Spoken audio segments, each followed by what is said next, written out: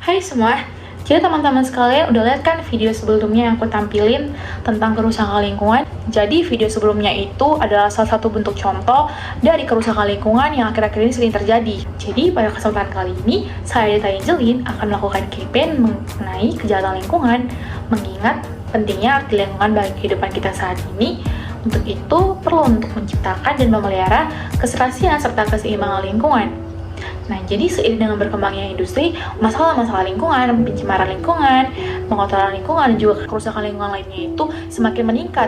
Padahal kita ini hidup berdampingan dengan lingkungan, yang seharusnya kita dapat menjaga kelestarian lingkungan hidup. Karena kerusakan pada lingkungan ini pastinya akan berdampak pada kehidupan manusia juga. Jadi salah satu contoh yang akan saya angkat pada campaign kali ini adalah polusi air yang terjadi di salah satu negara di Amerika Selatan, yaitu di Argentina. Jadi, Amerika Selatan memiliki populasi hampir berjumlah 32 juta orang dan 78% dari populasi perkotaan. Benua ini diisi oleh manusia secara tidak merata.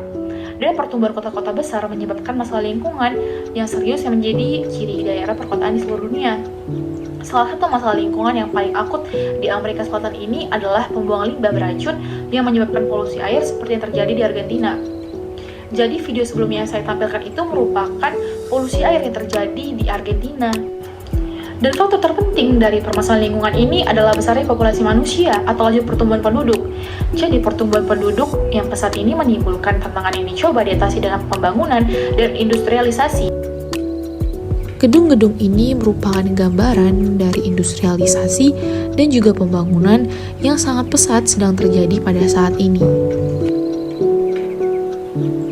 Namun industrialisasi ini di samping mempercepat persediaan segala kebutuhan hidup manusia, juga memberi dampak negatif terhadap manusia akibat terjadinya pencemaran lingkungan.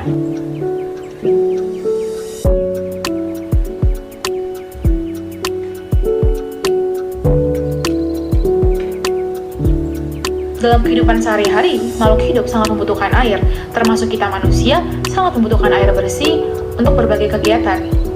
Nah, jadi bagaimana polusi air yang terjadi di Argentina pada 2021 lalu?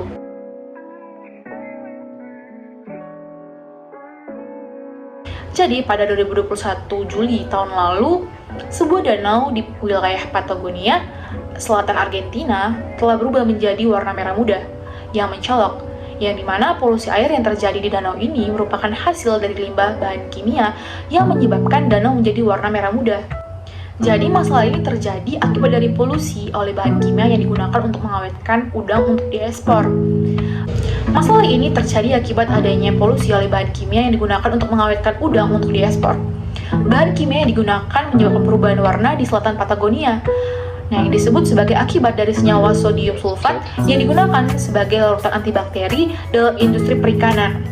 Nah, menurut insinyur lingkungan dan virologis yaitu Federico Restropo menyatakan bahwa seharusnya zat buangan tersebut mendapat penanganan khusus sebelum dibuang ke sungai.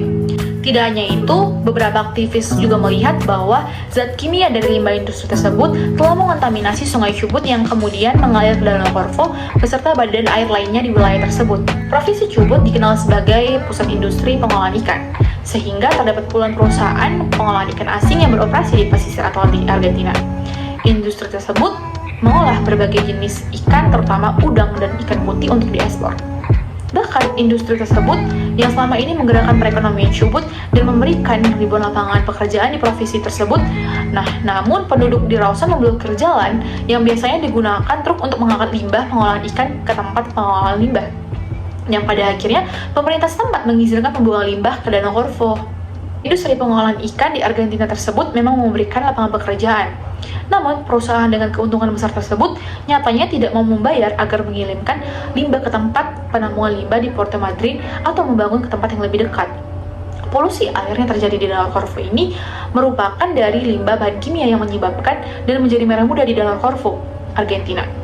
Masalah ini terjadi akibat polusi oleh bahan kimia yang digunakan untuk mengawetkan udang untuk diekspor.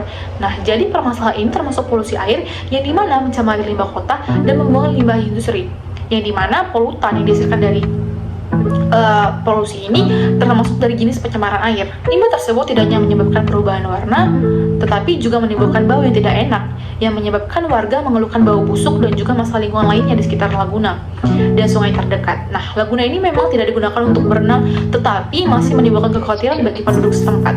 Jadi, warna ini berasal dari natrium sulfit, yaitu produk bakteri yang digunakan oleh pabrik ikan yang menghasilkan limbah yang terkait dengan air yang terkontaminasi di sungai Chubut terdekat yang mengalir ke Laguna Corvo. Nah, mungkin sebelum menjelaskan lebih dalam mengenai permasalahan ini, saya akan menjelaskan lebih dahulu apa itu polusi air. Jadi, polusi air ini merupakan pencemaran air yang terjadi ketika zat yang berbahaya itu biasanya bahan kimia atau mikroorganisme yang mengkontaminasi sungai, danau, laut aquifer, atau badan air lainnya yang menurunkan kualitas air dan menjadikannya beracun, baik bagi manusia maupun bagi lingkungan. Jadi, air ini sangat rentan terhadap polusi, yang dikenal sebagai pelarut universal, yang dimana air mampu melarutkan lebih banyak zat daripada cairan lain di bumi. Polusi air berasal dari sumber titik atau sumber tersebar. Jadi, sumber titik ini seperti pipa atau saluran, seperti yang digunakan untuk pembuangan dari fasilitas industri atau sistem pembuangan limbah kota. Sumber tersebar ini merupakan daerah terbatas yang sangat luas, yang dimana berbagai polusi memasuki badan air seperti limpasan dari daerah pertanian. Nah, jadi sumber titik pencemaran air ini lebih mudah untuk dikendalikan daripada yang tersebar. Karena air yang terkontaminasi telah dikumpulkan dan disalurkan ke satu titik di mana air tersebut dapat diolah, sedangkan polusi dari sumber yang tersebar ini sulit untuk dikendalikan. Dan meskipun banyak kemajuan dari limbah modern, sumber yang tersebar ini terus menyebabkan sebagian besar masalah pencemaran pada air. Polusi air tentunya akan memberikan dampak terhadap kehidupan manusia ataupun lingkungan. Pencemaran air dapat merugikan keanekaragaman hayati dan juga ekosistem perairan. Bahan kimia beracun dapat mengubah warna air dan juga meningkatkan jumlah mineral yang dikenal sebagai eutrofikasi. Hal ini tepatnya akan sangat berdampak buruk bagi kehidupan di air. Lalu pada manusia akan berdampak pada kesehatan manusia, yang dimana pencemaran air ini memiliki dampak yang sangat negatif bagi kesehatan masyarakat. Jadi, banyak penyakit akibat minum ataupun kontak dengan air yang terkontaminasi seperti diare, kolera, tifus, disentri, atau infeksi kulit. Dan apabila tidak ada air minum yang tersedia, resiko utamanya itu adalah dehidrasi. Jadi, pencemaran air yang terjadi di Argentina ini tentunya akan memiliki dampak yang dimana warna air yang telah berubah ini tentunya menunjukkan bahwa zat tersebut tidak ditangani dengan benar.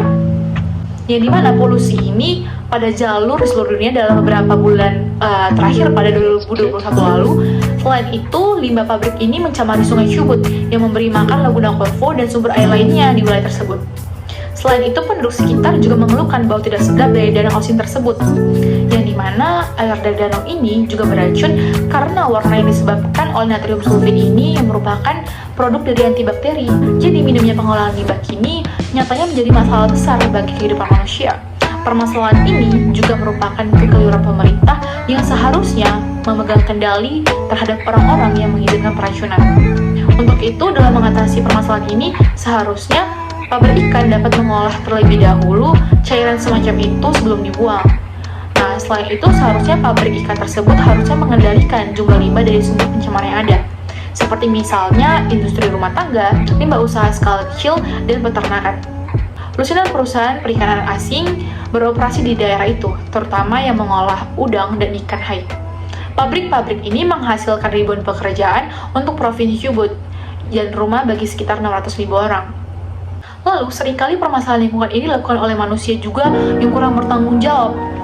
Nah, jadi seperti yang sudah saya jelaskan, permasalahan lingkungan ini seringkali dilakukan oleh oknum-oknum atau pihak-pihak yang kurang bertanggung jawab, yang dimana contohnya seperti perusahaan industri yang merupakan perusahaan laba jutaan dolar yang tidak ingin membayar ongkos angkut untuk membawa limbah tersebut ke pabrik pengolahan yang sudah ada di Puerto Madryn. Jadi, saya juga akan menjelaskan bagaimana strategi yang dapat dilakukan oleh perusahaan industri dalam mengupayakan atau mengolah limbah lebih efisien. Yang pertama dengan konsep teknologi produksi bersih atau cleaner production, yang merupakan salah satu strategi untuk menghindari timbulnya pencemaran industri melalui pengurangan timbulan limbah atau limbah baru atau generasi limbah baru. Jadi pada setiap tahap dari proses produksi untuk meminimalkan dan juga mengeliminasi limbah sebelum segala jenis potensi pencemaran terbentuk. Jadi produksi bersih ini berfokus pada usaha pencegahan terbentuknya limbah, di mana limbah merupakan salah satu indikator inefisiensi. Karena itu usaha pencegahan tersebut harus dilakukan mulai dari awal. Pengurangan terbentuknya limbah dan pemanfaatan limbah yang terbentuk melalui daur ulang. Teknologi produksi bersih ini dapat mencegah terjadinya pencemaran dan juga perusakan lingkungan melalui upaya minimisasi limbah daur ulang, pengolahan, dan juga pembuangan limbah yang aman. Yang kedua, ekoefisiensi, di mana menyediakan produk dan jasa dengan harga kompetitif dengan memberikan kepuasan kehidupan manusia dan meningkatkan kualitas kehidupan, mengurangi dampak negatif terhadap lingkungan, dan mengurangi pemakaian sumber daya melalui daur hidup secara progresif dengan memperhatikan daya dukung lingkungan. Yang ketiga, pembatasan pemakaian bahan-bahan berbahaya atau B3, di mana beberapa perusahaan multinasional juga dapat mensyaratkan dalam suatu produk tertentu tidak menggunakan bahan-bahan berbahaya pada saat proses produksi, seperti pelarangan pemakaian formaldehid, yang dimana pembatasan pemakaian bahan-bahan berbahaya secara luas mengakibatkan kerusakan ozon termasuk fluorokarbon atau CFC. Lalu yang keempat adalah desain berwawasan lingkungan, yang dimana dengan kimia ramah lingkungan atau green chemistry, desain produk yang mudah dirakit atau design for disassembly, dematerialisasi, yakni dengan membuat produk dengan fungsi yang sama atau lebih dengan menggunakan bahan baku yang sedikit dibanding produk semula.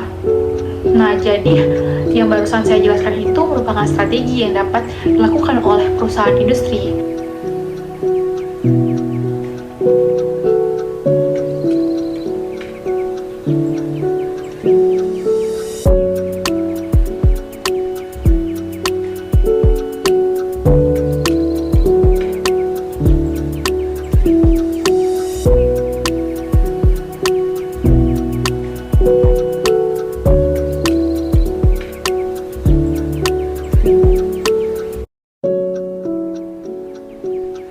Jadi, ini adalah gambaran dari limbah industri yang dihasilkan.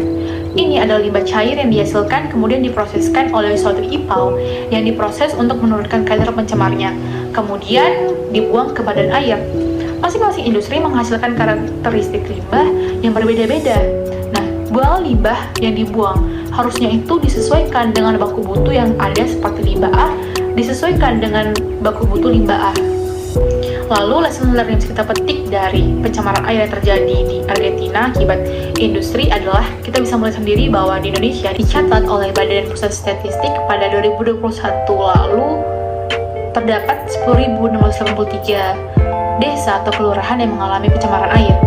Jadi melalui campaign ini yang berfokus pada kasus polusi air di Argentina diharapkan dapat membuat pemerintah Indonesia, masyarakat, serta perusahaan untuk dapat lebih baik dalam mengelola limbah, agar pencemaran air tidak semakin meningkat, khususnya limbah kegiatan industri di Indonesia yang menyebabkan biota-biota di aliran sungai tidak dapat hidup karena kekurangan oksigen.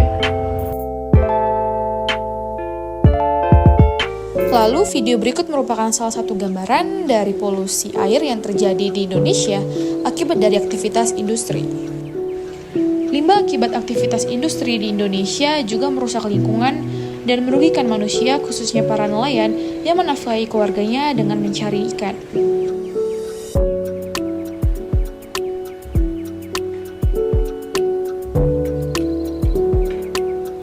Perkembangan sektor industri di dunia semakin pesat ini turut memberikan dampak yang positif dan juga dampak negatif pada sektor lain. Dampak positif dari perkembangan industri seperti yang sudah saya jelaskan sebelumnya mungkin begitu terasa pada sektor perekonomian, yang mana begitu banyak lapangan pekerjaan yang tercipta. Tidak hanya itu, banyak juga pemanfaatan teknologi baru yang akhirnya diaplikasikan di berbagai bidang. Namun, seperti yang sudah saya jelaskan sebelumnya juga, sektor industri ini juga memberikan dampak yang negatif, yang dimana pembuangan limbah cair yang mengandung zat-zat berbahaya ini merugikan masyarakat sekitar dan lingkungan sekitar. Nah, untuk itu, setiap keuntungan yang didapatkan dari proses industri haruslah dibarengi dengan pengolahan limbah supaya tidak merugikan lingkungan maupun bagi makhluk hidup lainnya. Untuk itu juga, mari mengurangi polutan yang berasal dari sisa limbah industri agar lingkungan tetap terjaga dan lestari. Terima kasih.